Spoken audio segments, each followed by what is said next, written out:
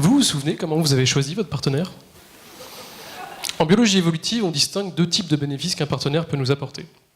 Des bénéfices directs, par exemple alimentaires. Il fait une très bonne choucroute. Et des bénéfices indirects. Ça, ce sont des bénéfices génétiques. C'est-à-dire que le partenaire est choisi pour sa bonne qualité génétique qu'il va transmettre à vos descendants. Je m'intéresse à ces bénéfices génétiques chez les mouettes. Alors, je ne voue pas un culte obscur aux mouettes, je les ai choisies parce qu'elles sont monogames. Si bien que vous comprenez que pour elles, il ne faut vraiment pas prendre le premier venu. Je m'intéresse en particulier à des gènes qui jouent un rôle fondamental dans la protection face aux maladies. Les gènes du complexe majeur d'histocompatibilité. On va l'appeler CMH.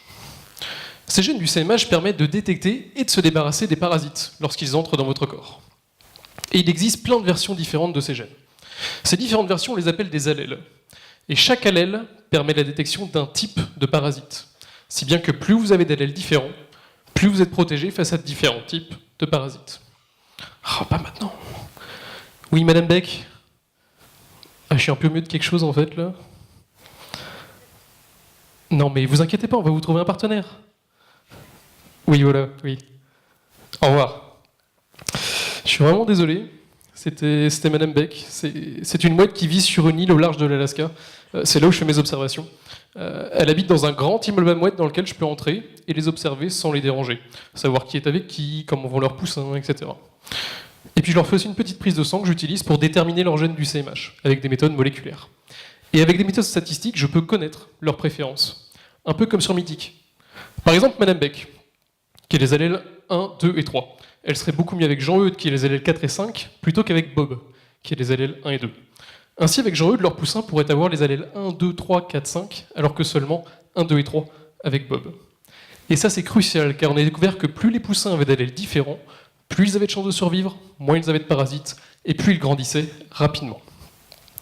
Bon, alors là, il devrait y en avoir certains qui commencent à dire à leurs voisins « Non mais comment on fait pour connaître le CMH des autres ? On va pas sur une prise de sang à chaque fois, si ?» Et moi, je vous répondrais « Les odeurs ». Ça a été montré chez plusieurs espèces, même les humains. Des chercheurs ont fait porter des pulls à des hommes pendant 3 jours, non-stop, puis ils les ont fait sentir à des femmes. Et celles-ci préféraient l'odeur des hommes au CMH différent du leur. Alors je n'ai pas tricoté des petits pulls à mes mouettes, je leur ai proposé des plumes et des morceaux de nid qui puent vraiment. Et tout comme les humains, les mouettes acceptaient plus souvent dans leur nid les échantillons qui provenaient d'individus au CMH différents du leur. Maintenant je crois qu'il faudrait que je rappelle... Oui, Madame Beck, ici Maxime. Oui, de Mouettique, oui. J'aurais un certain Jean-Eudes pour vous. Oui, très bon CMH.